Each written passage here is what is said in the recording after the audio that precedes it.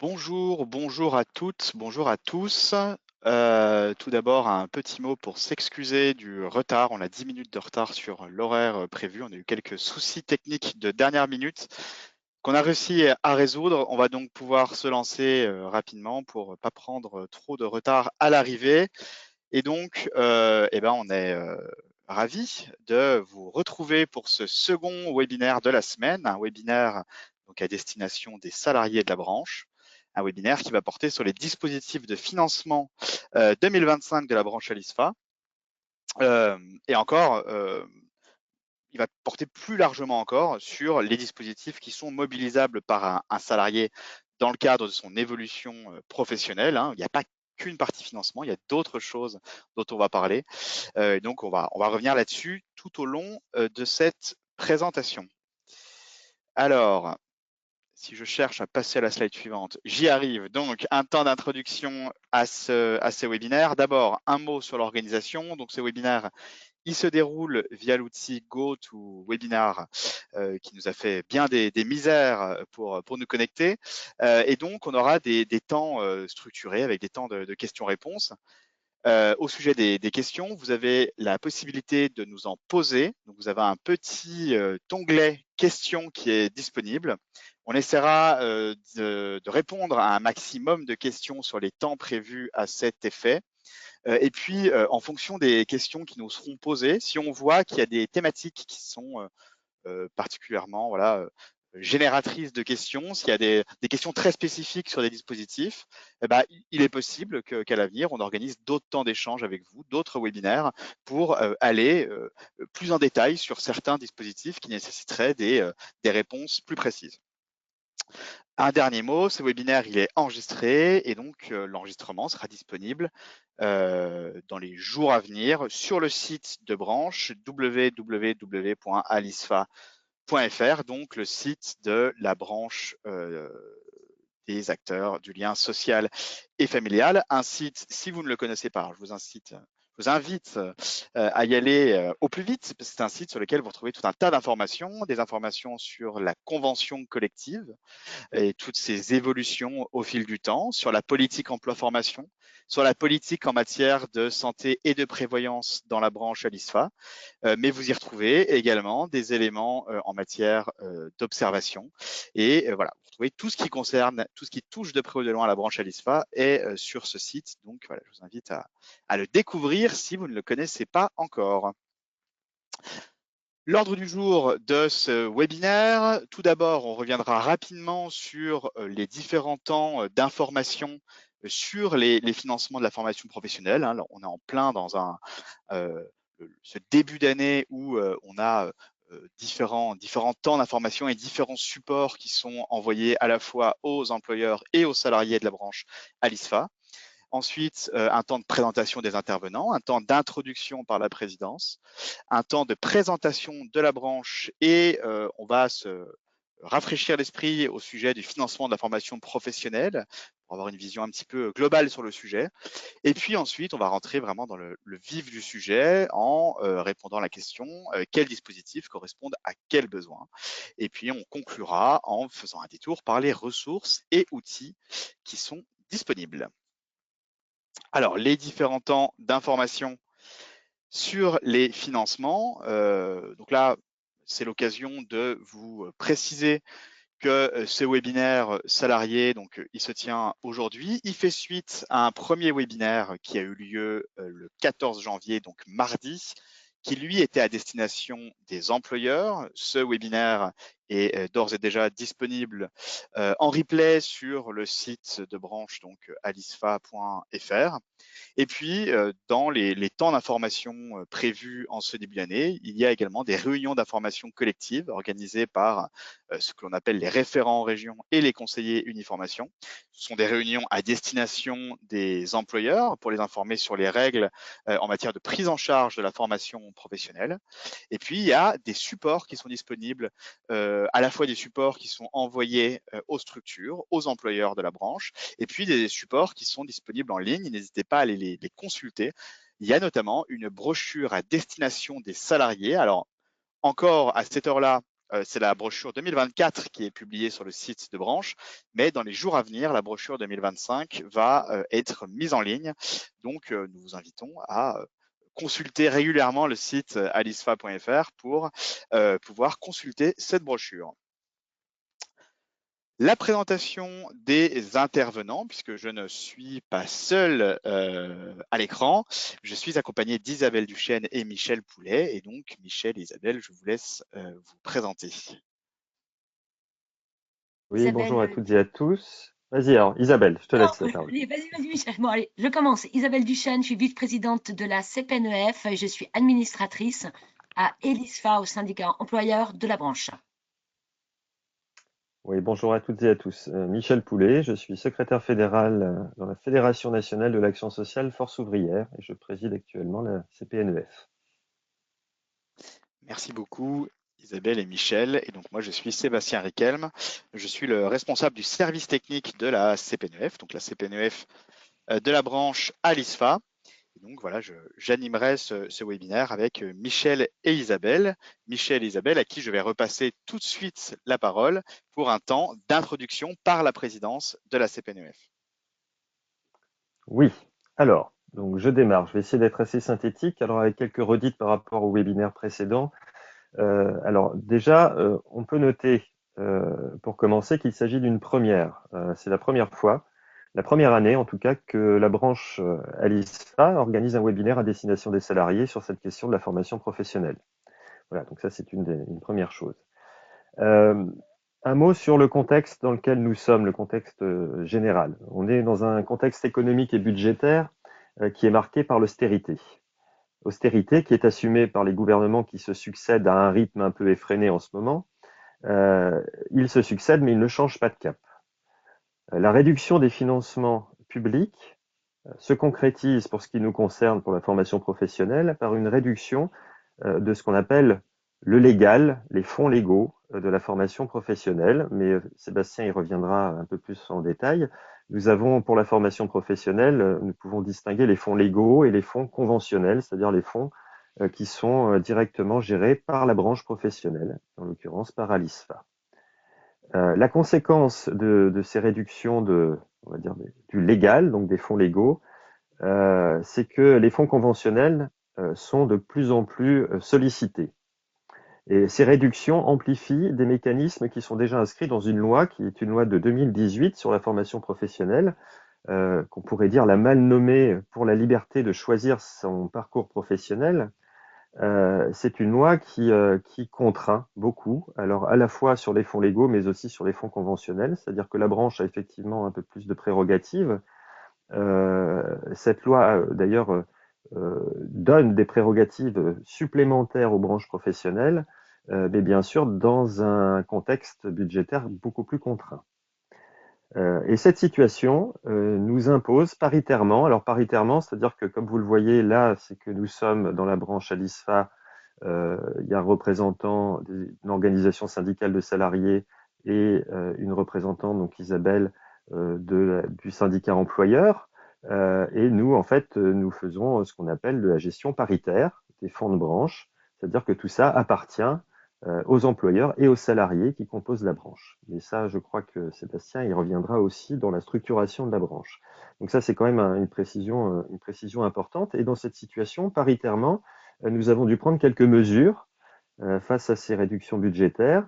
Et avec une petite année de recul entre 2023 et 2024, nous constatons que les décisions que nous avons prises ont déjà eu un impact. Alors, en 2023, on avait décidé paritairement de privilégier les formations collectives pour faire en sorte que une majorité de salariés, le plus grand nombre de salariés puissent partir en formation. On a limité certains dispositifs et on a aussi réduit la prise en charge de la rémunération qui est remboursée aux structures quand les salariés partent en formation. Voilà. Le résultat en 2024, c'est qu'il y a plus de salariés qui ont été formés qu'en 2023, 2000 salariés de plus, avec une diminution des fonds engagés de près de 2 millions. Un petit mot quand même, parce que pour vous donner un ordre de grandeur, dans la branche, les fonds légaux et les fonds conventionnels ont représenté en 2024 51 millions d'euros. Et sur les fonds conventionnels, c'est 22 millions d'euros qui ont été engagés pour la formation des salariés. Et précision qui est importante, parce qu'il s'agit quand même de notre argent collectivement, de l'argent des structures et des salariés, c'est que nous avons aujourd'hui une collecte de fonds qui est de l'ordre de 13 millions, parce que nous avions des réserves suite notamment à la crise sanitaire, et que donc nous faisons en sorte aujourd'hui de réduire, alors d'utiliser cette réserve, mais effectivement, on dépense beaucoup plus que ce que nous collectons. Et donc, nous essayons d'ajuster les choses au mieux pour permettre à un maximum de salariés de partir en formation. Et pour vous donner aussi encore un chiffre important, c'est 37 000 salariés qui ont été formés en 2024. Ce qui est une somme, un nombre très important, puisqu'il s'agit la moitié, enfin, grosso modo de la moitié des salariés de la branche en ETP. Voilà un petit peu ce que j'avais à dire en introduction, et je vais laisser la parole à Isabelle Écoute, pour je poursuivre. rebondis sur ce que tu viens de dire, Michel. Effectivement, on avait des réserves et on a aussi su profiter de la mutualisation qui nous est offerte sur le fonctionnement de la formation pour aller chercher des fonds mutualisés sur lesquels on ne contribue pas directement au niveau de l'OPCO. Donc, c'est aussi qu'on arrive à être agile dans cet écosystème de la formation. Écosystème qui est extrêmement compliqué, c'est pour cela que nous faisons des webinaires, et ce webinaire aujourd'hui, il est compliqué, il est mouvant. Donc, on a vu mardi les dispositifs plutôt qui concernaient les employeurs, donc ceux qui pouvaient mobiliser les employeurs. Aujourd'hui, donc c'était plutôt le plan de développement des compétences. Aujourd'hui, on voit les dispositifs plutôt à la main des salariés. Donc ça, c'est juridiquement quelque chose de très formel, ces deux axes.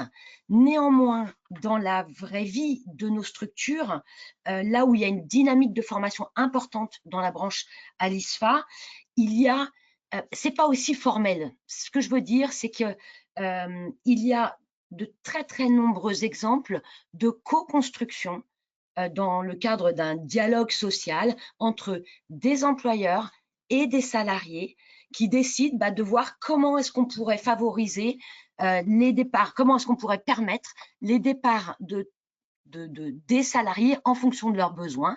Et il peut y avoir quelquefois des mixtes entre des dispositifs à la main des salariés et des dispositifs à la main des employeurs.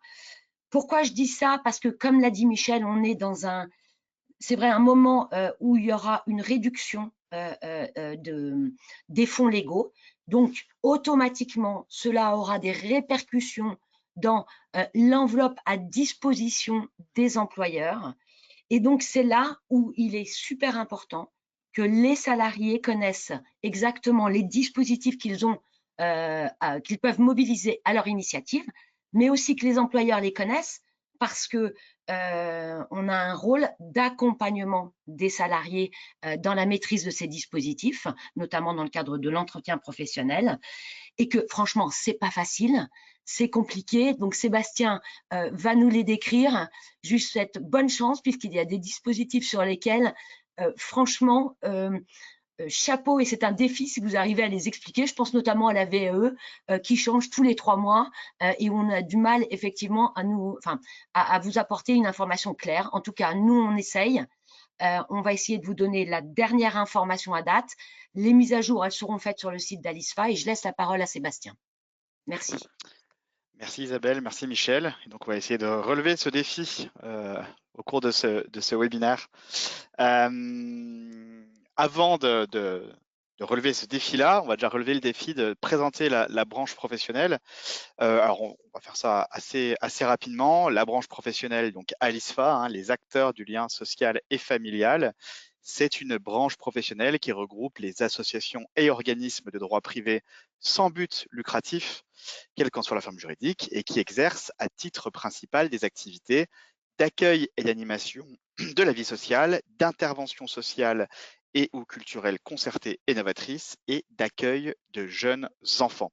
Cette convention collective qui s'applique à la branche des acteurs du lien social et familial, elle a été signée le 4 juin 1983 Et donc, voilà, et donc ça s'applique à l'ensemble des structures qui relèvent de ce champ. L'ensemble des structures qui relèvent de ce champ, c'est environ 4000 structures sur tout le territoire, hein, qui gèrent à peu près 5000 établissements. Et donc, on va retrouver des centres sociaux et socioculturels, des établissements d'accueil de jeunes enfants, des associations de développement social local et des fédérations. Tout ça, c'est ce qui compose la branche ALISFA. Ce sont les structures de la branche ALISFA. Au sein de ces structures, on a donc des employeurs à qui on s'est adressé mardi, des salariés à qui on s'adresse aujourd'hui. Ces employeurs, ces salariés, comme l'a indiqué Michel en introduction, ils sont représentés dans le cadre du paritarisme de branche par des organisations. Alors les employeurs, ils sont représentés par une organisation patronale, une organisation employeur et l'ISFA, les employeurs du lien social et familial. Les employeurs peuvent donc faire le choix d'adhérer à cette organisation employeur qui les représente au niveau de la branche professionnelle pour toutes les négociations qui s'y déroulent. Et puis les salariés, eux, ils peuvent élire les organisations syndicales qui les représentent, alors que ce soit à travers les élections des CSE ou à travers les élections professionnelles qui se sont tenues il y a peu, fin novembre, début décembre. Donc, on espère que vous avez pu y participer si vous faites partie d'une structure de moins de 11 salariés. Et donc, les organisations représentatives des salariés dans la branche, il y en a 3, la CFDT Santé Sociaux, l'USPAOC CGT et la FNAS EFO. 3 organisations donc pour représenter les salariés, une organisation pour représenter les employeurs au sein d'instances de commissions paritaires, donc paritaires qui réunit à la fois employeurs et salariés.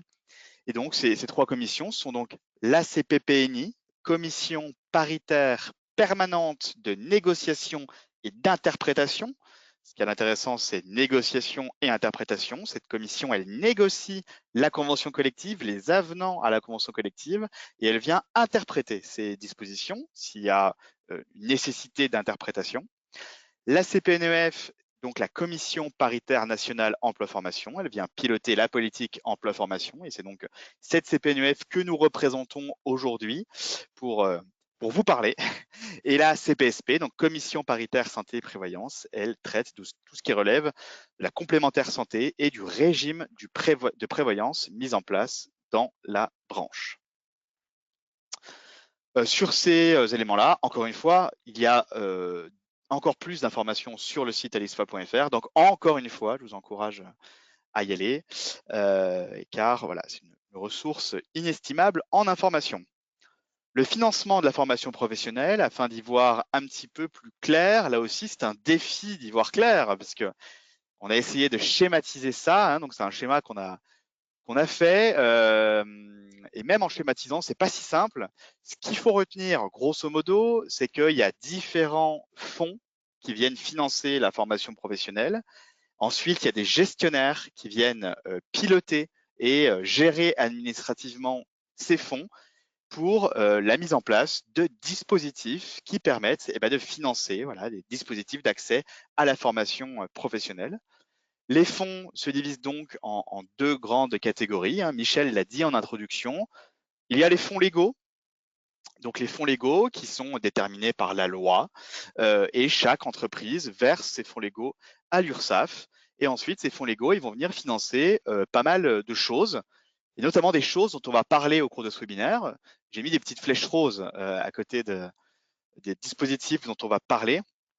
Donc notamment le compte personnel de formation, le projet de transition professionnelle et le conseil en évolution professionnelle, qui sont des dispositifs mobilisables directement par les salariés, qui peuvent effectivement faire l'objet d'une co-construction avec l'employeur, et ça, on va y revenir aussi pendant tout le long de ce webinaire. Hein. Et Isabelle a insisté sur l'importance de la co-construction et sur l'intérêt que ça peut avoir. Mais en tout cas, ces dispositifs, ils peuvent être mobilisables par le salarié individuellement, s'il le souhaite, sans même l'accord de son employeur. Autre dispositif dont on va parler, le plan de développement de compétences des entreprises de moins de 50 salariés. Donc ça, ce sont des fonds qui viennent financer la formation qui transite par l'employeur. Hein, lorsque l'employeur envoie un salarié en formation pour qu'il puisse se faire financer cette formation. Donc ça, c'est pour tout ce qui est fonds légaux de la formation. Et puis, il y a d'autres types de fonds qui sont les fonds conventionnels. Là, les fonds conventionnels, ils sont à la main de la branche professionnelle, hein, de la CPNEF. Donc, voilà. Donc, les fonds conventionnels, ils sont déterminés par la branche.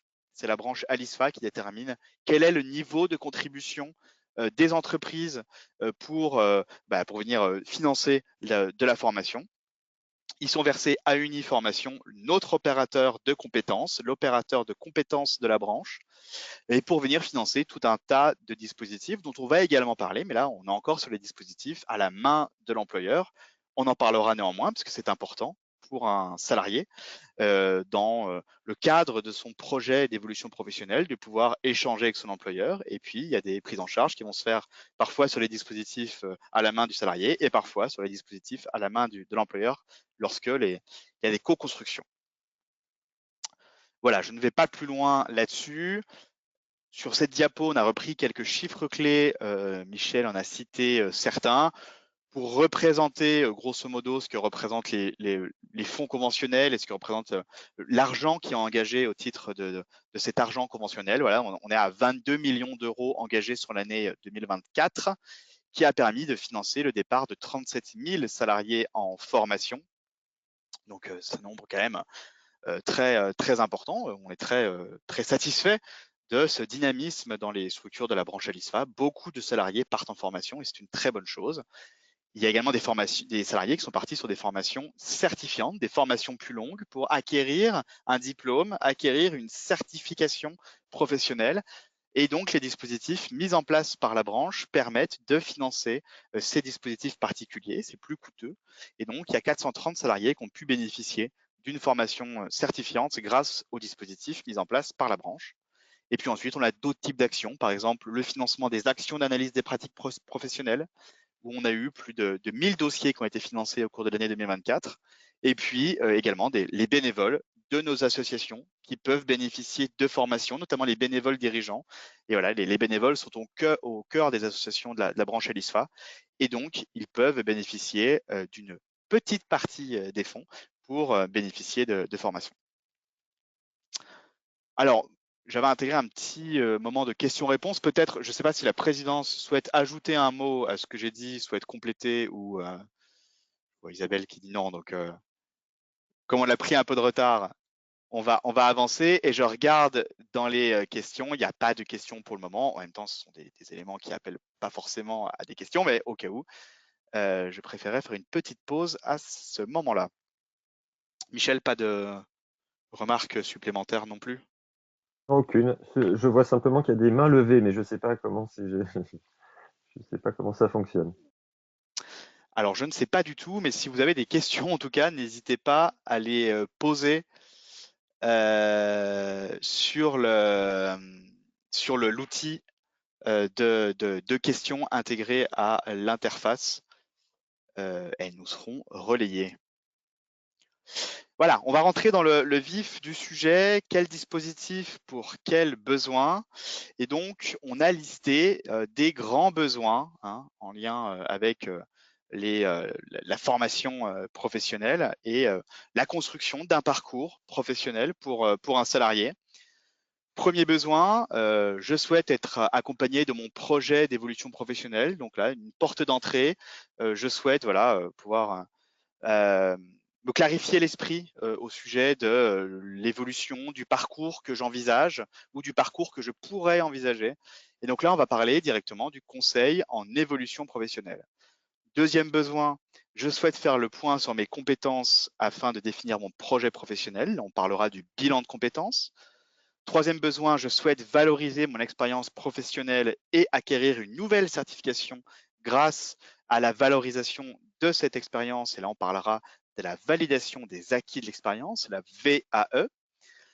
Quatrième besoin, je souhaite échanger avec mon employeur sur mon parcours professionnel. Et là, on parlera de l'entretien professionnel et des outils mis à disposition par la branche pour faciliter ce moment d'échange entre employeurs et salariés.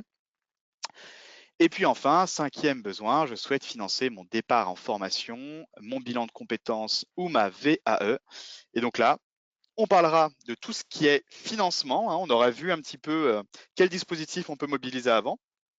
Et puis après, on parlera de comment on peut financer ces dispositifs-là ou comment on peut financer un projet de formation qui naîtrait d'un de ces dispositifs, hein. Un conseil en évolution professionnelle peut aboutir au fait que la conclusion est qu'il faut faire une formation. Et donc, qui dit formation dit nécessité de financer. Et donc là, on parlera du plan de développement des compétences à la main de l'employeur, du CPF, le compte personnel de formation, et du projet de transition professionnelle. On commence donc directement par le fait d'être accompagné dans le projet d'évolution professionnelle, et donc on va parler du conseil en évolution professionnelle. Le CEP, conseil en évolution professionnelle, c'est vraiment la clé de voûte, la porte d'entrée, hein, pour mettre un pied et commencer à réfléchir sur son parcours, sur ses aspirations professionnelles. Le CEP, c'est un dispositif d'accompagnement qui est gratuit et personnalisé. Donc ça, c'est deux choses importantes. Alors gratuit en tout cas pour l'utilisateur, hein. C'est-à-dire qu'en tant que salarié, vous pouvez demander à faire un CEP, vous n'aurez rien à débourser, évidemment rien n'est gratuit, il y a des financements derrière, hein. Il y a des financements légaux qui viennent financer ce dispositif-là, mais en tout cas pour le bénéficiaire, c'est gratuit, il n'y aura jamais rien à verser et donc personnalisé puisque le dispositif s'adapte totalement aux besoins du bénéficiaire et à son projet qui est particulier. Le projet qui peut être traité à travers le CEP, c'est un projet par exemple d'insertion professionnelle, de mobilité interne ou externe, de reconversion ou de reprise ou de création d'activité. Et là, c'est important de s'arrêter sur le fait qu'on parle à la fois de mobilité interne ou externe. Le CEP, ça peut répondre à vos questions si vous vous projetez ailleurs, dans un autre secteur d'activité, dans une autre entreprise, et que voilà, vous voulez changer d'air. Là, on est dans le cadre de la mobilité externe, et donc le CEP, il peut vous accompagner pour voir qu'est-ce qu'on doit faire. Est-ce que vous devez faire un bilan de compétences? Est-ce que vous devez vous former? Est-ce que vous devez passer par la VAE? Le conseiller en CEP vous accompagnera là-dessus. Il vous aidera également à identifier les sources de financement. Mais ça peut également s'inscrire pleinement dans le cadre de la mobilité interne. Et donc, si vous voulez réfléchir à votre parcours professionnel au sein de votre entreprise, si vous voulez pouvoir identifier quels sont les parcours possibles. Si vous voulez pouvoir vous préparer au mieux à votre entretien professionnel, il est tout à fait possible de faire appel au conseil en évolution professionnelle. Et donc, voilà, c'est important d'en passer par là. Il y a d'ailleurs des dispositifs qui valorisent le fait de faire un CEP avant de se lancer dans autre chose. Commencer par un CEP, c'est toujours une très bonne porte d'entrée. Le CEP, il est disponible dans chaque région et donc il y a une obligation pour l'employeur de vous informer dans le cadre de l'entretien professionnel sur ce dispositif-là. Et dans ce cadre, il y a une fiche qui a été produite par la branche, hein. Vous avez le lien qui s'affiche juste en bas. Donc, sur cette fiche, vous retrouverez des informations sur ce dispositif-là et vous pourrez en échanger avec votre employeur. Les opérateurs de CEP, il y a différents opérateurs de CEP en fait qui répondent chacun à un public différent, notamment par exemple pour les salariés du secteur privé. Les opérateurs de CEP, ce sont les opérateurs avec le sigle Avenir Actif. Voilà. Si vous voulez rechercher quel opérateur correspond à votre situation, il y a un site qui est très bien fait, mon-cep.org. Vous allez dessus, vous indiquez votre situation, vous indiquez votre localisation géographique et tout de suite, vous aurez une carte qui vous indiquera quels sont les opérateurs des CEP proches de chez vous. Et donc, après, en 3 clics, vous pourrez avoir quelqu'un qui vous appelle et vous pourrez avoir confirmation rapidement de si vous êtes au bon endroit, si vous avez contacté le bon opérateur ou s'il faut que vous alliez ailleurs. D'ailleurs, ce parcours de CEP, il est donc, comme je l'ai dit en introduction, personnalisé selon la situation et le projet du bénéficiaire. Et ce parcours, il se structure en 3 grands temps, grosso modo. D'abord, le temps d'aiguillage donc sur le site, moncep.org, qui permet d'identifier quel est le bon opérateur et puis ensuite de vérifier qu'on est vraiment bien au bon endroit. Ensuite, il y a un premier rendez-vous avec un conseiller qui va durer entre 1 heure et 1 heure et demie pour faire le point sur la situation. Et là, l'accompagnement peut s'arrêter à ce niveau-là ou peut se poursuivre à travers un accompagnement totalement personnalisé qui va découler du premier échange lors du premier rendez-vous. Et donc là, on peut avoir des entretiens avec le conseiller, avec un nombre d'entretiens qui va dépendre finalement totalement du projet et de la situation. Il n'y a pas de limite en la matière. Il peut être mis en place des ateliers, des webinaires, donc voilà, des séquences très spécifiques. Et au terme du parcours, il y a la possibilité, en plus, de solliciter le conseiller jusqu'à 12 mois après le dernier rendez-vous, s'il y a des questions complémentaires qui se posent, voilà, des besoins d'éclaircissement. Donc, c'est important d'avoir tout ça en tête. Et donc, à l'issue du parcours, un document de synthèse est remis aux bénéficiaires et donc, il va détailler les services reçus, le projet professionnel et le plan d'action à suivre, notamment en termes de calendrier et de plan de financement, puisque derrière tout ça, à la fin d'un CEP, ce qui va se passer, c'est que soit il va rien se passer parce que finalement le projet ne va pas aboutir pour une raison X ou Y, soit ce qui va vous être recommandé, c'est d'aller faire une VAE et donc vous aurez également un plan de financement pour pouvoir financer votre projet.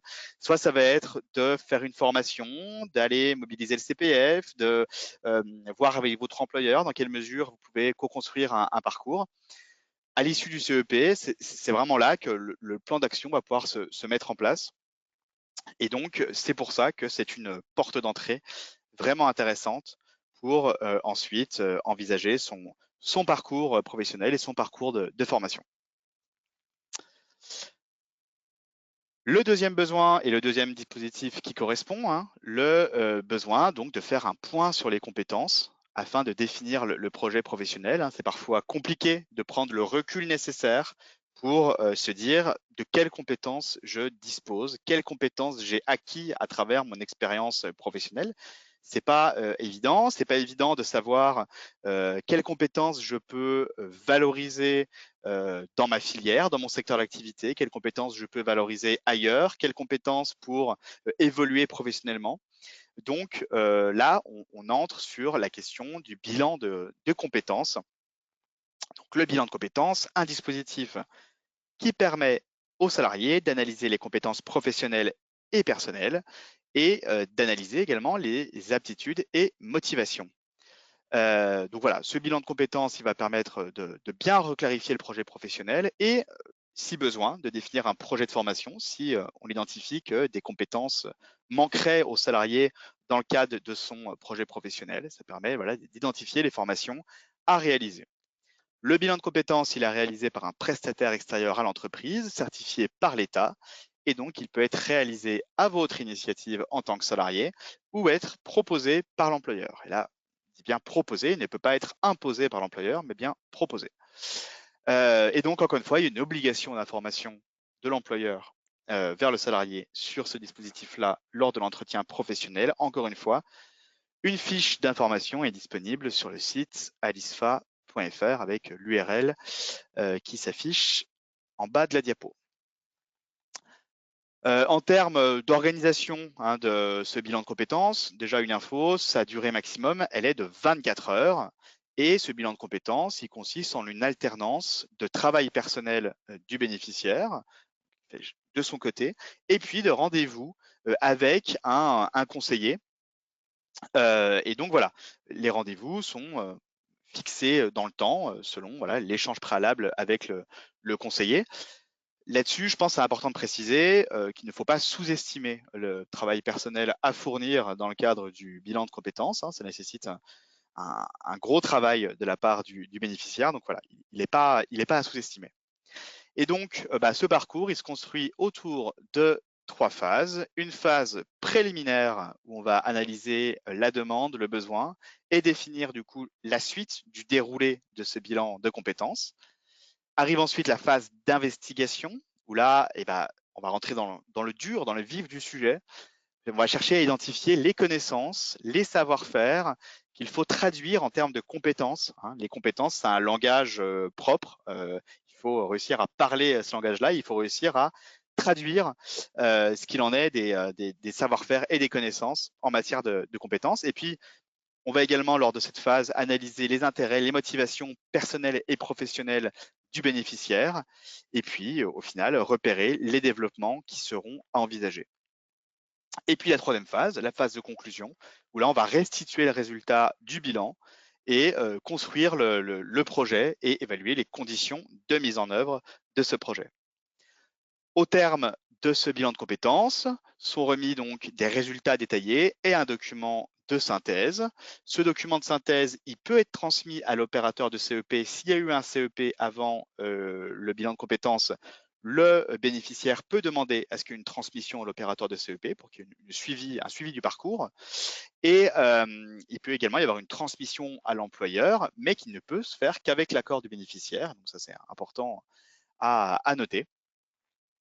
Et en termes de financement, alors là on va vite parce que le financement, on va en parler lors de la dernière partie de ce webinaire, mais en termes de financement, ça peut se faire via le CPF, si le salarié est à l'initiative du bilan de compétences, ou par le plan de développement de compétences de l'employeur. Troisième besoin, le fait de pouvoir acquérir une certification, acquérir un diplôme en faisant valoir son expérience professionnelle, en faisant valoir les compétences qu'on a acquises lors de son expérience professionnelle.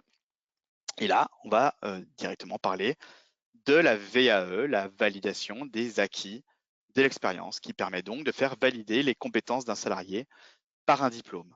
L'idée, c'est de ne pas passer par la formation pour acquérir un diplôme, mais de faire valoriser l'expérience qu'on a acquise. Je suis salarié depuis 5 ans, j'ai de l'expérience. Cette expérience, ça a fait que j'ai acquis des compétences pendant ces 5 années. Ces compétences, potentiellement, elles peuvent répondre aux attendus en termes de compétences d'un diplôme. Et donc, avec la VAE, je peux obtenir ce diplôme en faisant valoir ces compétences que j'ai acquises professionnellement de par mon expérience. C'est un droit individuel qui permet donc de faire valider son expérience. À noter que l'expérience qui peut être valorisée, ça peut être une expérience salariée, mais également une expérience non salariée ou bénévole. Et ça, c'est intéressant de le noter. Et donc, l'idée, c'est derrière d'acquérir une certification qui est inscrite au RNCP, Répertoire national des certifications professionnelles, ou d'acquérir seulement un bloc de compétences. Chaque certification, ou en tout cas, c'est le sens que ça prend.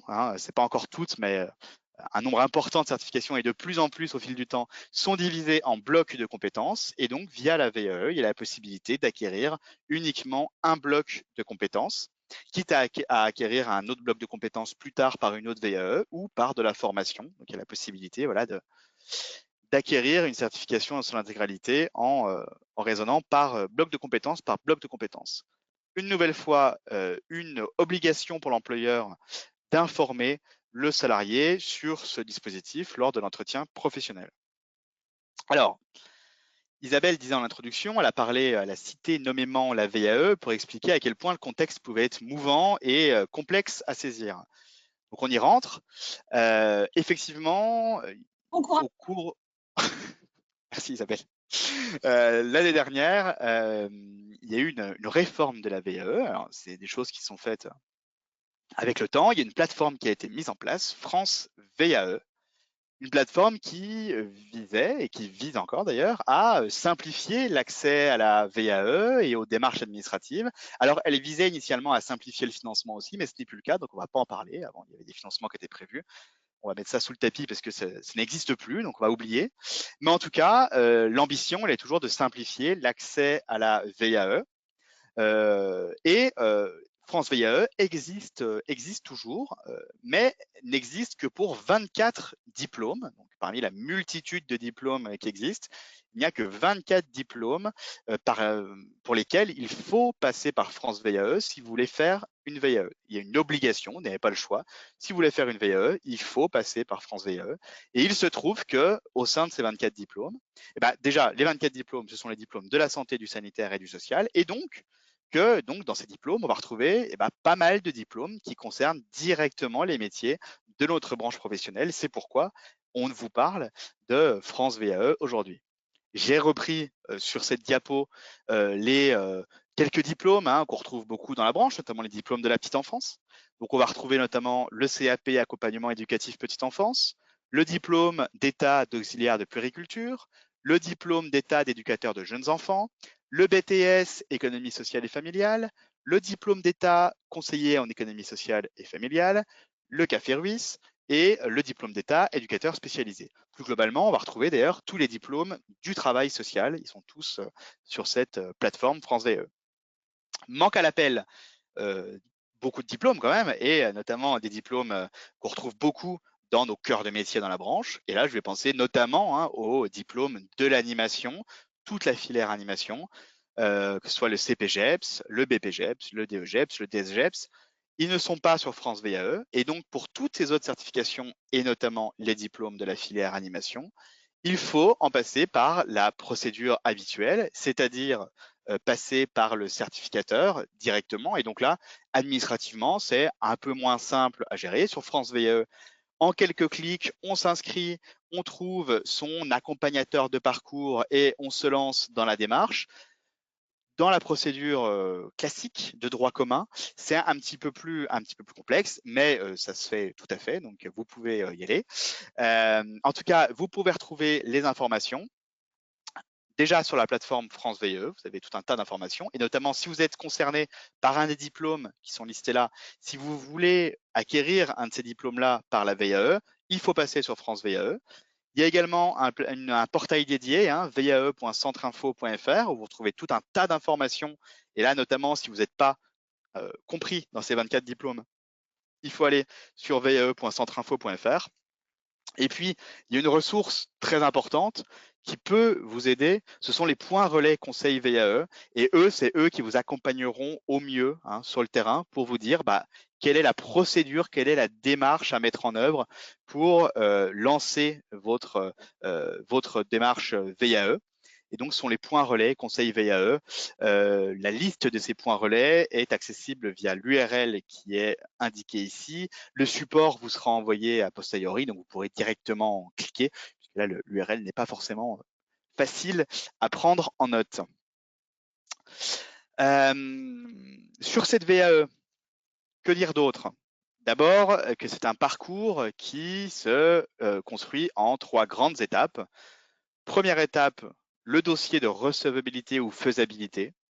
Donc là, c'est un premier dossier où on va vérifier que les activités qui ont été précédemment exercées, les formations qui ont été suivies, les certifications qui ont déjà été acquises, tout cela est cohérent avec la certification qui est visée et notamment avec son référentiel de compétences. L'idée, c'est d'avoir un premier retour sur la faisabilité du projet, pour éviter ensuite de devoir rentrer dans le dossier de validation, qui est quelque chose de lourd, si dès l'origine, on s'aperçoit que finalement, l'expérience qu'on souhaite faire valoriser n'est pas du tout en adéquation avec la certification que l'on souhaite atteindre. Suite à ce dossier, on reçoit un avis de recevabilité ou de faisabilité qui nous permet de passer à la deuxième phase, le dossier de validation. Dossier de validation au sein duquel on va décrire ses compétences, ses connaissances qu'on a mobilisées au cours de son expérience et qu'on a acquises au cours de formation. Évidemment, il va falloir lister toutes les compétences et connaissances en lien avec la certification visée. Évidemment, à chaque fois en détaillant pourquoi telle compétence listée dans le cadre de la certification est maîtrisée ou pas. Et puis ensuite, un temps de présentation à un jury de certification, au terme duquel il y aura une validation totale ou partielle. Donc, s'il y a validation totale, la certification est acquise. Donc, vous aurez acquis ce diplôme, cette certification. Vous pourrez la valoriser dans votre entreprise ou dans une autre entreprise ou dans un autre secteur d'activité. Donc, voilà. La validation peut également être partielle lorsque vous validez uniquement un ou plusieurs blocs de compétences, auquel cas vous aurez l'information, vous saurez quel bloc de compétences vous avez validé. Et derrière, soit le jury vous indiquera quel document complémentaire vous devrez transmettre pour obtenir une validation totale, soit vous pourrez repasser plus tard par de la VAE pour valider les blocs de compétences qui vous manqueraient, soit par de la formation pour acquérir ces blocs de compétences. Pour vous aider dans ces projets de VAE, vous pouvez bénéficier d'un accompagnement, donc par un accompagnateur VAE ou par un architecte accompagnateur de parcours, qui est le nouveau terme utilisé. Et donc, cet accompagnateur, il vous offrira un soutien méthodologique, il vous aidera à la rédaction de votre dossier de validation et à l'organisation de ce dossier pour répondre aux attentes du jury en lien avec la certification. Et donc, en termes de financement, on est toujours sur des financements qui peuvent transiter par le CPF ou par le plan de développement de compétences de l'employeur. Ça, on y reviendra à la fin. Quatrième besoin, je souhaite échanger avec mon employeur sur mon parcours professionnel. Là, il y a un temps important, c'est l'entretien professionnel. C'est important ce temps-là d'avoir à l'esprit que on peut construire son parcours professionnel de son côté, mais qu'on peut également en parler avec son employeur, co-construire les choses, identifier quel parcours professionnel est possible au sein de la structure, quelle formation doit être mise en place pour aider à la concrétisation de l'objectif professionnel et du parcours professionnel. Donc, l'entretien professionnel, c'est vraiment un moment qui est essentiel, un moment essentiel qui est obligatoire, obligatoire depuis la loi du 5 mars 2024.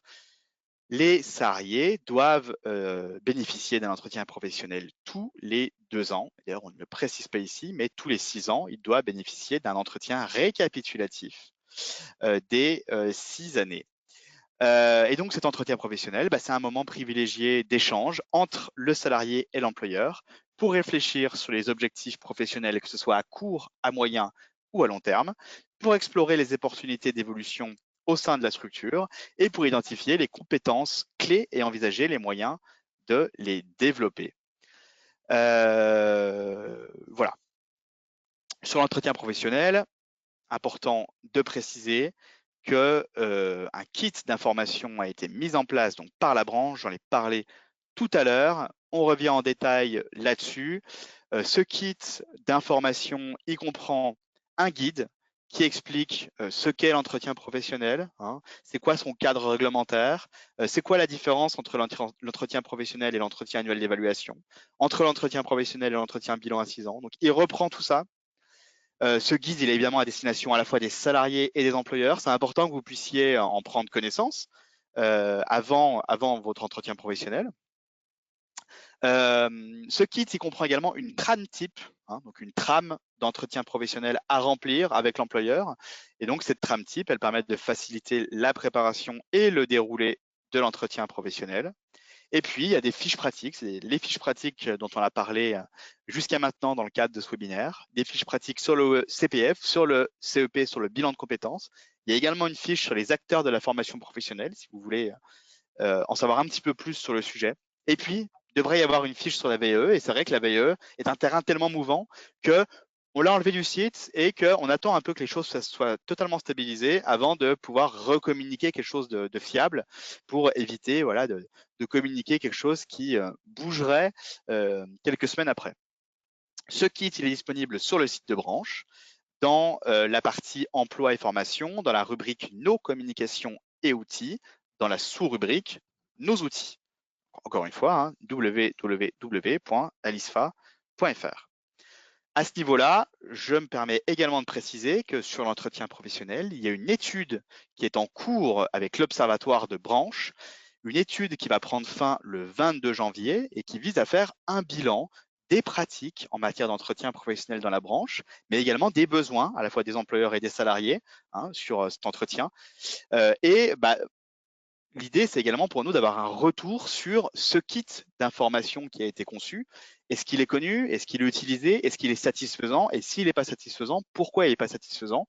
Tout ça, ça nous permettra de l'améliorer. Et donc, on attend à la fois des retours des employeurs et des salariés, une newsletter qui est parvenue aux employeurs. On a demandé à ce que cette newsletter puisse être relayée aux salariés.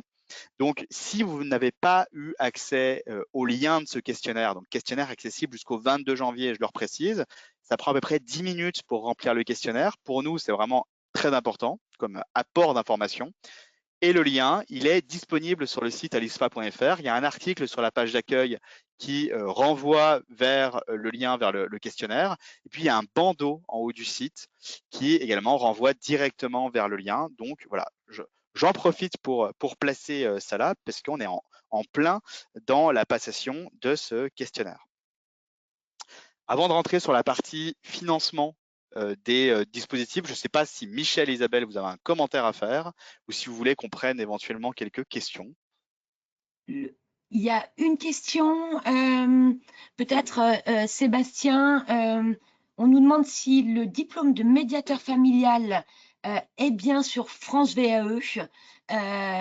Donc en fait, on a vérifié, il n'est pas sur donc les 24 diplômes hein, de France VAE. Voilà, donc la liste, elle est facilement consultable sur France VAE. On pourra aussi la remettre à jour dans notre fiche VAE, mais voilà.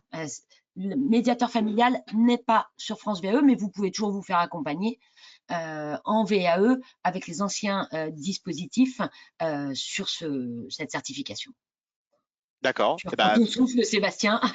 Merci Isabelle pour cette précision, parce que figure-toi que moi, j'aurais répondu qu'il était disponible, puisque c'est un diplôme du travail social et que les diplômes du travail social sont intégrés, donc ils n'y sont pas forcément tous intégrés. Oui, exactement. Donc je vérifier du coup. Alors du coup, là je pense que la réponse qui est vraiment importante à apporter, c'est sur la plateforme France VAE, vous avez le listing des 24 certifications et donc pensez toujours à vérifier si la certification y figure ou pas. Exactement, parce que c'est ce qu'on vient de faire. Parce que oui, il n'y a pas tous les diplômes. Ok. Peut-être juste, il y avait une question aussi. Vous m'entendez? Oui. Oui. Oui, il y avait une question sur, alors, qui avait demandé quelques précisions sur les missions locales. Mais alors, juste les missions locales, c'est une autre branche professionnelle. Et si la question concerne l'accompagnement des jeunes, mais des jeunes par les missions locales, on ne peut pas vraiment y répondre ici. C'est vrai qu'il y a beaucoup de bouleversements autour des missions locales et de l'accompagnement, mais parce que notamment il y a une intégration de tout ce public-là à France Travail maintenant, qui est devenu une grosse machine avec notamment, je crois que dernièrement il y a eu des décrets qui sont passés et qui intègrent à France Travail, notamment tous les bénéficiaires du RSA, leurs conjoints, leurs ayants droit, le public des missions locales, enfin tout ça est en train de rentrer dans France Travail. Donc j'imagine qu'il va y avoir un impact, mais en tout cas nous ici, c'est comme ça concerne exclusivement les droits des salariés de la branche Alisfa, on ne peut pas vraiment répondre précisément à cette question. Merci Michel. J'espère avoir répondu en partie à la question quand même. Sinon, mettez-nous des précisions dans le chat, on essaiera d'y répondre si c'est pas ça. Merci beaucoup à vous deux. Et donc, on va poursuivre, on va parler un petit peu argent, voilà, on va parler financement, c'est toujours intéressant. Donc, je souhaite financer mon départ en formation, mon bilan de compétences ou ma VAE. Qu'est-ce que je peux faire? Qu'est-ce que je peux mobiliser? Et là, on a des dispositifs très intéressants et des dispositifs assez puissants à la main du salarié. Mais avant de parler des dispositifs à la main du salarié, on va parler des dispositifs à la main de l'employeur, puisqu'on a conclu notre partie précédente avec la question de l'entretien professionnel. L'entretien professionnel, c'est le moment où vous pouvez échanger avec votre employeur sur vos aspirations, sur votre projet, et donc sur les formations qu'il est nécessaire de faire pour, dans le cadre de ce projet. Suite à cet entretien professionnel, l'employeur il va pouvoir inscrire à son plan de développement des compétences les formations qui pourront être effectuées pour renforcer vos compétences et pour répondre aux besoins de la structure en favorisant les évolutions professionnelles. Plan de développement des compétences, hein, c'est le nouveau nom du plan de formation, enfin le nouveau, plus tant nouveau maintenant, mais en tout cas anciennement ça s'appelait plan de formation. Et donc à travers ce plan de développement des compétences, l'employeur il va financer des projets de formation et il va bénéficier de financement pour assurer les prises en charge de ces formations. Pour cela, il va le plus souvent faire des demandes qui vont transiter par l'opérateur de compétences Uniformation. Alors, dans certains cas de figure, les demandes transiteront directement par la CPNEF. Mais le plus souvent, ça sera en lien avec Uniformation. Et donc, voilà, c'est pour ça qu'il est particulièrement important de faire remonter à son employeur son aspiration, ses aspirations et ses besoins en matière de formation, puisque des financements sont disponibles derrière pour permettre ces départs en formation. Il est nécessaire d'en parler avec son employeur, à la fois dans le cadre de l'entretien professionnel, mais pas seulement. Dès que vous en ressentez le besoin, il ne faut pas hésiter, parce qu'il ne faut pas se limiter non plus à ne parler de ça que tous les 2 ans. Ça peut être une discussion également continue avec son employeur, afin de bien co-construire les choses. Ces financements, donc il y a des fonds légaux qui viennent financer, il y a des fonds conventionnels. Bon, c'est pas le sujet ici. Si ça vous intéresse particulièrement, vous pouvez visionner le replay du webinaire de mardi. On revient plus en détail là-dessus. Mais en tout cas, ce qu'il faut savoir, c'est que ces fonds, ils vont financer à la fois des formations individuelles de courte durée, des formations certifiantes. Donc, ça signifie que si vous voulez faire une formation pour acquérir le diplôme d'éducateur de jeunes enfants, ça peut passer par un financement qui transite par l'employeur et qui va mobiliser des fonds mis en place soit par l'OPCO, soit par la branche, le plus souvent par la branche en la matière. Et donc voilà, donc ça, ces financements, ils peuvent venir financer ce type de formation. On va pouvoir financer également des formations collectives avec d'autres salariés de la structure, des bilans de compétences, des actions de VAE, des actions d'analyse des pratiques, la participation à des conférences, à des colloques ou à des séminaires.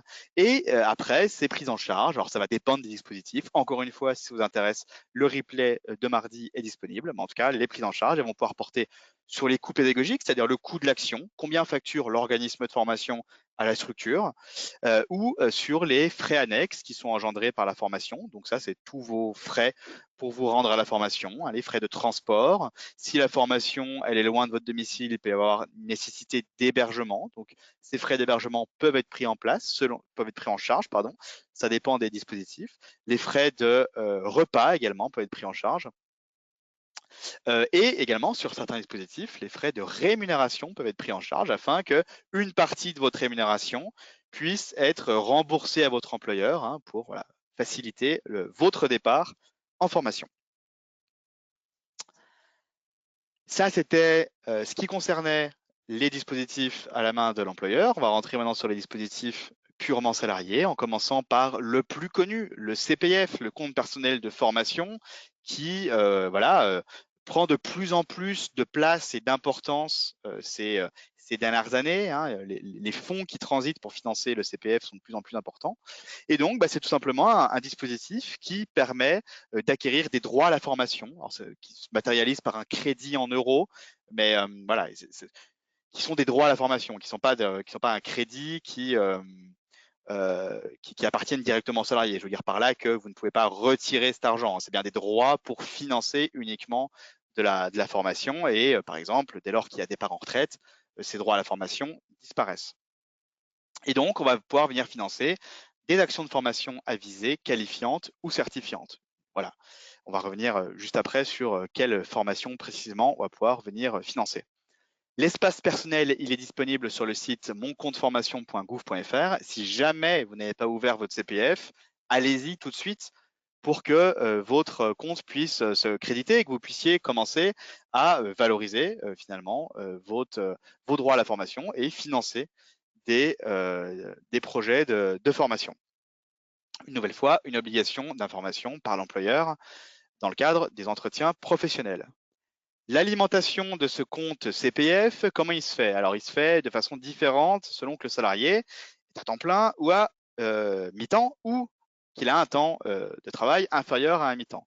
Pour les salariés qui sont à temps plein ou à mi-temps, l'alimentation, elle est de 500 € par an, dans la limite de 5 000 €. Donc, ça, 5 000 € là, c'est le maximum. C'est-à-dire que si vous avez 5 000 € sur votre CPF et que vous souhaitez acheter une formation qui en coûte 6 000, il va falloir payer 1 000 € de votre poche, soit de votre poche, soit par l'employeur, puisque sur le CPF, des cofinancements sont possibles par l'employeur, cofinancement à la fois pour prendre en charge ce reste à charge et également pour permettre que la formation puisse se faire sur le temps de travail, hein, puisque sur le CPF, si c'est uniquement de votre initiative, la formation va se faire en dehors du temps de travail.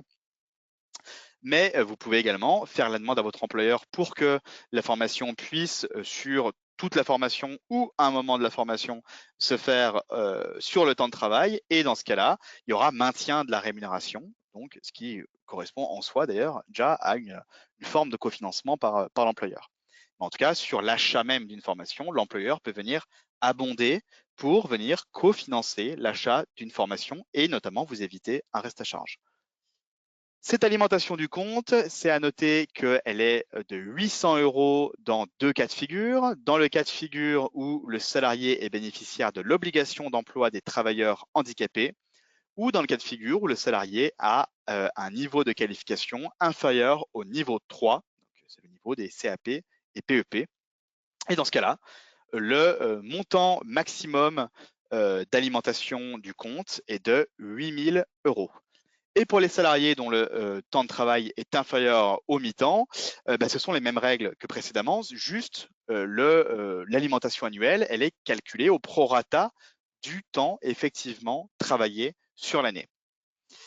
Une précision pour répondre à une éventuelle question qui pourrait se poser, ce sont bien des droits individuels qui restent acquis aux salariés, même s'il change d'employeur ou qu'il perd son emploi. D'ailleurs, s'il perd son emploi, il peut y avoir des cofinancements CPF avec France Travail pour financer de l'achat de formation. Quelles formations sont éligibles via le CPF? Alors, ce sont déjà toutes les actions de formation certifiantes inscrites donc au répertoire national des certifications professionnelles ou au répertoire spécifique. Si vous posez la question, tapez le nom de la certification que vous visez sur Google et donc vous atterrirez sur le site de France Compétences. Hein, vous identifierez si la certification est bien listée au RNCP. Peuvent être finançables également les accompagnements VAE, les bilans de compétences, le certificat CLEA, la formation au code de la route ou au permis de conduire et l'accompagnement et conseil pour la création et la reprise d'entreprise. Le CPF, il ne finance que le coût pédagogique de l'action, que l'achat de la formation en elle-même, ce qui est facturé par l'organisme de formation. Il n'y a pas de prise en charge des frais annexes. On entend par là frais d'hébergement, restauration et déplacement. Pas de prise en charge. Et puis, pour ce qui est de la rémunération, c'est ce que j'ai indiqué juste avant. Si la formation elle se déroule sur le temps de travail, il y a prise en charge du salaire par l'employeur, mais dans ce cas-là, il faut qu'il y ait accord de l'employeur. Et pour qu'il y ait accord de l'employeur, il faut qu'il y ait demande formulée à ce dernier par écrit avec un délai à respecter, 60 jours calendaires ou 120 jours calendaires selon la durée de la formation. Sur le CPF, un dernier mot qui a son importance si vous le mobilisez, si vous cherchez là tout de suite à aller sur mon compte formation et acheter une formation. Un ticket modérateur a été mis en place l'année dernière. Ticket modérateur, c'est un reste à charge pour tout achat de formation. Il y a un reste à charge automatique de 100 €. Alors, de 100 € quand ça a été fixé l'année dernière. Ça a évolué, c'est maintenant 102,23 €, c'est le montant pour 2025. Et donc, voilà, c'est important, même s'il n'y a pas de reste à charge. Vous avez 3 000 € sur votre CPF, la formation en coûte 2 000. Vous allez avoir 2 000 € qui vont être débités de votre crédit CPF. Et en plus de ça, vous allez devoir sortir votre carte bleue et payer 100 €. Ces 100 €, ils ne sont pas versés dans plusieurs cas de figure, notamment pour les demandeurs d'emploi, mais pour ce qui nous intéresse, notamment lorsque la formation elle a fait l'objet d'un abondement de l'employeur. Si l'employeur y participe au financement de la formation, il n'y a pas de ticket modérateur à verser. Donc, c'est quand même important de l'avoir en tête et c'est aussi une façon de favoriser et d'encourager les parcours co-construits entre l'employeur et le salarié. Dernier dispositif de financement qui n'est pas le moins intéressant, le projet de transition professionnelle qui permet à tout salarié qui souhaite changer de métier ou de profession de financer une formation certifiante en lien avec son projet. Donc ça, c'est un dispositif qui est piloté dans chaque région par des associations Transition Pro, qui sont des associations paritaires, comme la CPNEF, hein, et qui pilotent ce dispositif dans chaque région. Qui peut en bénéficier? Alors, ce sont les salariés de droit privé en CDI ou CDD en poste, les intérimaires et intermittents du spectacle. Et donc, ça permet de suivre une formation certifiante pour changer de métier. L'idée étant de changer de code ROM. Donc, c'est voilà, un peu complexe, mais en tout cas, ça peut être utilisé à la fois pour de la mobilité externe. Si vous envisagez votre parcours professionnel dans une autre entreprise ou dans un autre secteur d'activité, c'est possible d'en passer par le PTP, le projet de transition professionnelle. Mais ça peut être également dans le cas d'une mobilité interne. Vous pouvez changer de métier au sein de votre entreprise. Donc, par exemple, vous êtes auxiliaire de puriculture, vous souhaitez être EJE, vous pourrez potentiellement passer par le projet de transition professionnelle. Ce dispositif il permet d'assurer le financement des frais pédagogiques de la formation et d'assurer un maintien de la rémunération pendant toute la formation. Donc ça, c'est important. Et le maintien de la rémunération, il peut être à 100%. Voilà. Donc, c'est important de l'avoir en tête. Ce qui est à noter, c'est que la formation, elle doit être donc éligible au CPF et certifiante. Elle doit être dispensée par un organisme de formation certifié Calliope et que, c'est important de l'avoir en tête, la mobilisation du CPF est obligatoire. C'est-à-dire que si vous faites un dossier de projet de transition professionnelle et que celui-ci est accepté, automatiquement, votre CPF va être mis à zéro, il va être vidé pour participer, hein, c'est la logique de ça, au cofinancement de l'action. Mais attention, si vous n'avez pas d'argent sur votre CPF, si vous avez 0 €, vous êtes tout aussi éligible qu'un autre salarié à partir sur un projet de transition professionnelle. Ce n'est pas un point bloquant. Les conditions pour déposer un dossier, elles sont différentes selon que vous êtes en CDI ou en CDD. Donc, il y a des questions de délai, des questions de durée d'expérience professionnelle. Donc, c'est important de bien se renseigner là-dessus. Et donc, quand vous recevrez le support, hein, si jamais ce dispositif vous intéresse, regardez bien et puis ensuite, allez bien vous renseigner également sur le site de l'association de transition professionnelle de votre région pour retrouver tous les éléments. Un mot sur la demande de congé de transition professionnelle, puisque si la formation doit se faire sur le temps de travail, il est impératif de demander une autorisation d'absence à l'employeur. Il y a des délais, donc 120 jours avant le début de l'action si l'action elle est supérieure à 6 mois et 60 jours avant le début de l'action si la formation est inférieure à 6 mois. L'employeur, il a l'obligation de répondre dans un délai de 30 jours à la demande et il ne peut pas refuser la demande. Hein. Donc ça, c'est important de l'avoir en tête. Il ne peut pas la refuser, sauf si, toujours important, précision, sauf si le salarié ne respecte pas les conditions relatives à la demande de congé, donc les conditions en termes de délai, ou s'il ne respecte pas les conditions d'ancienneté hein, qui sont visées dans la diapo juste avant. L'employeur, s'il ne peut pas refuser, il peut par contre demander le report du congé dans la limite de 9 mois. S'il estime que l'absence, elle pourra avoir des conséquences préjudiciables à la bonne marche, au bon fonctionnement de la structure, ou s'il y a plusieurs salariés déjà absents au titre d'un congé de projet de transition professionnelle. Donc voilà, ça c'est important de l'avoir en tête.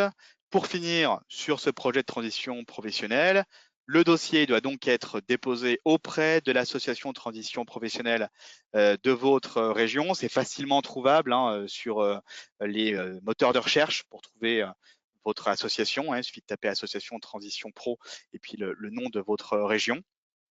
Et puis ensuite, cette association, c'est elle qui va examiner votre dossier et qui va décider de sa recevabilité en fonction de critères qui sont définis et qui sont objectifs. Les critères, il y en a certains qui sont nationaux, puis il y en a certains qui sont régionaux. Sur les critères nationaux, il y a 5 critères. Le premier, donc le fait que le bénéficiaire, hein, le demandeur est ouvrier ou employé qui a un diplôme de niveau 3 ou inférieur. Ça rapporte un certain nombre de points. Ensuite, deuxième critère, le fait que le salarié est reconnu inapte sur son poste actuel ou qu'il a engagé un processus de reconnaissance d'inaptitude au travail. Troisième critère, le fait que le salarié appartient à une entreprise de moins de 50 salariés. Ça représente beaucoup de salariés dans notre branche. Quatrième critère, le fait que le salarié cible une formation qui ne dépasse pas 1200 heures. Et cinquième critère, le fait que le salarié cible une formation certifiante qui porte sur une partie seulement des blocs de compétences qui constituent la certification. Ça, c'est les 5 critères nationaux communs à toutes les régions. Puis ensuite, chaque région établit ses propres priorités. Ce qu'il est important de noter, c'est que souvent, ce qui est valorisé notamment, c'est le fait d'avoir fait un CEP en amont de son dossier. C'est quelque chose qui rapporte des points pour faire remonter le dossier. Donc là, on retrouve bien la logique des dispositifs de formation qui est que le CEP, c'est la clé de voûte du reste. Et donc, c'est valorisé à travers ces critères-là. Et puis, notamment également, ce qui est valorisé, c'est le cofinancement de l'employeur. Le fait que l'employeur vienne apporter un cofinancement sur le dossier, ça permet d'apporter des points en plus et donc de maximiser les chances que le dossier soit jugé recevable. Voilà pour ce projet de transition professionnelle et voilà pour tout ce qu'il en est des dispositifs de financement. Donc, un petit détour par les questions. Si tu veux, Sébastien, le temps que tu aussi regardes les questions, Michel peut répondre à une première question, je Oui. répondrai à une deuxième. Comme ça, prends un peu le temps. Alors, parfait. Ouais, alors, on a une question sur. Elle est où? Sur la construction du plan de développement des compétences de l'entreprise, savoir qui le valide en l'absence d'instances représentatives du personnel et de dialogue social. Alors, en fait, le terme de valider peut-être pas tout à fait juste, c'est-à-dire que normalement, lorsqu'il y a un CSE, par exemple, il y a une consultation. Alors, on va dire, il y a quelques années de ça, il y avait effectivement les attributions étaient peut-être un peu différentes. Disons que si on a un CSE, par exemple, plus de 50 salariés, plus de 50 ETP, on a des attributions qui sont, c'est pas simplement le plan de développement des compétences, ça relève aussi de consultations qui sont beaucoup plus larges sur les orientations stratégiques, par exemple, de l'entreprise, dans lesquelles sont intégrés tout un tas d'éléments qui participent aussi de la formation professionnelle et de ce que l'entreprise veut faire. En tout cas, quoi qu'il en soit, il s'agit quand même d'une des prérogatives de l'employeur. Donc ça, c'est quand même à noter. Qui a deux obligations en matière de formation professionnelle, c'est l'adaptation au poste du travail et le maintien dans l'emploi des salariés. Voilà, donc après, s'il n'y a pas d'instance représentative du personnel, l'employeur peut tout à fait faire un plan de développement des compétences, mais c'est lui qui en décide. Voilà. Après, il est toujours, on va dire qu'il est toujours préférable en tant que représentant d'une organisation de salariés. Je pense que les employeurs aussi sont d'accord aussi là-dessus. C'est toujours bien, s'il est possible d'avoir des représentants du personnel, on a quand même plus de facilité dans la construction de ce type de plan. Voilà. Mais en gros, je ne sais pas si ça répond complètement à la question.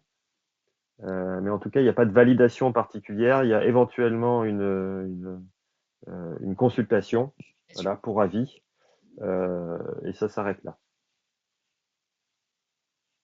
Bon, c'était la première question. Oui. Vous avez à peu près répondu. Tu as peut-être quelque chose à ajouter, Isabelle, mais... Non, pour passer à d'autres questions, mais qui parlent aussi du plan de développement des compétences.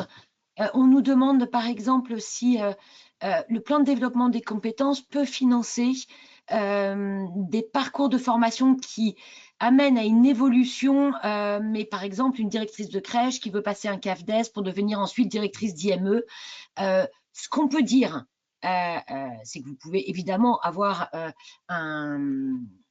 de toute façon, il faut en discuter dans le cadre de l'entretien professionnel avec votre employeur, mais que le PDC, c'est pas l'outil qui sera peut-être le plus efficace pour cela.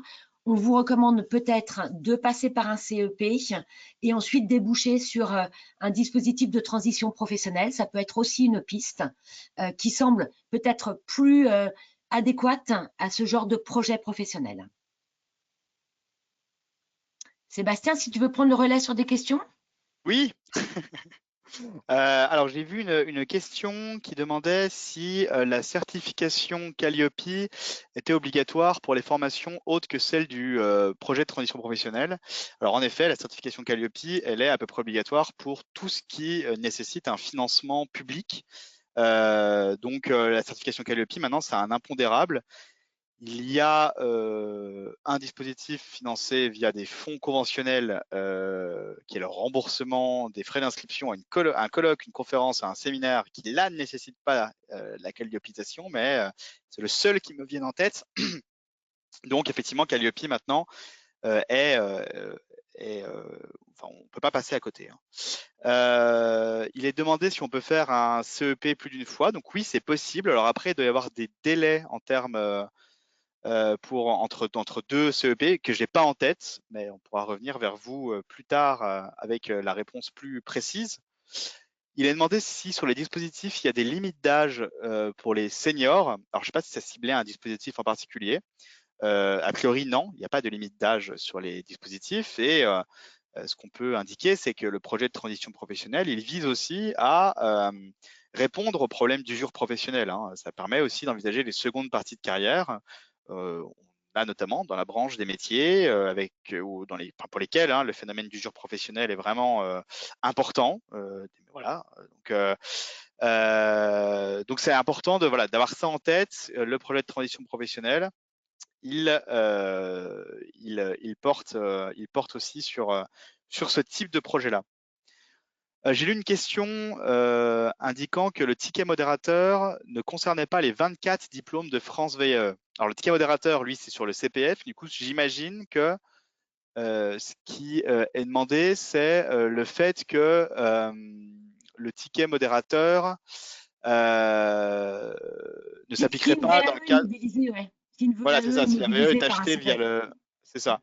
Alors là, j'ai pas l'information, donc c'est intéressant comme question et on ira vérifier parce que c'est pas une information que j'ai. Pour moi, ça faisait pas partie des critères d'exclusion du ticket modérateur. Moi non plus. Hein. Voilà. On Bon. va vérifier, ouais. Peut-on utiliser son compte CPF quand on est salarié? Alors oui, en fait, on peut utiliser son compte CPF uniquement quand on est salarié. C'est un dispositif uniquement pour les salariés. L'employeur n'a vraiment pas son mot à dire sur le CPF. C'est-à-dire que si vous voulez acheter une formation, suivre une formation hors temps de travail, là, par contre, uniquement hors temps de travail. C'est en tout cas si vous ne voulez pas en référer à votre employeur et que vous voulez vraiment faire des choses de votre côté, que ce soit en lien avec votre activité professionnelle ou pas du tout, vous pouvez le faire. Dans ce cas-là, évidemment, ça sera hors temps de travail. Voilà à peu près. De toute façon, on essaiera d'apporter le plus de réponses possible via une FAQ qu'on publiera sur le site de Branche avec ce webinaire. Hein. On reprendra les questions et puis on y répondra. Puis on répondra également de façon plus précise aux questions auxquelles on n'aurait pas répondu de façon assez précise. La dernière partie de ce webinaire, c'est sur les ressources et outils disponibles. On va aller vite parce qu'on a déjà énormément de retard, on s'en excuse. Donc sur les ressources et outils disponibles, je crois que j'en ai parlé, mais il y a un site internet de branche, alisfa.fr, on vous encourage vivement à y aller. Le site de l'OPCO, Uniformation, hein, donc notre opérateur de compétences. Et puis ensuite, il y a tout un tas de ressources, les règles de financement, les brochures, une brochure à destination des salariés, hein, qui reprend grosso modo ce qu'on s'est dit aujourd'hui. Une affiche de promotion de cette brochure salariée qui est envoyée à votre employeur pour qu'il l'affiche dans votre structure. Donc, n'hésitez pas à lui dire, hein, s'il ne l'a pas affiché, n'hésitez pas à lui dire, mais où est l'affiche qui vous a été envoyée par la CPNEF? Une lettre d'information dédiée au financement 2025 qui est parue en ce début d'année. Le kit de l'entretien professionnel, on en a parlé juste avant. Et l'enquête sur l'entretien professionnel, pareil, on en a parlé juste avant, donc je ne vais pas revenir dessus. Et donc, je vais maintenant tout simplement vous remercier pour votre patience suite aux problèmes techniques qu'on a connus en début de webinaire. Et puis, je vous remercie d'avoir été aussi nombreux à nous suivre pour ce premier webinaire à destination des salariés. On était très content de pouvoir faire ce temps qu'on renouvellera au fil du temps et parfois peut-être même en ciblant certaines thématiques. Merci beaucoup à toutes et tous pour attention et peut-être qu'Isabelle et Michel souhaitent dire un mot. Merci, Merci à tous et à toi d'avoir Sébastien. participé. Et merci à Sébastien, oui, pour le travail qu'il a fait. Et Anna-Laura qui nous relaie les questions. Merci beaucoup. Tout à fait. Merci beaucoup Anna-Laura, merci beaucoup Nora pour tous les aspects techniques et bonne après-midi et par avance bon week-end à vous. Au revoir. Au revoir. Au revoir.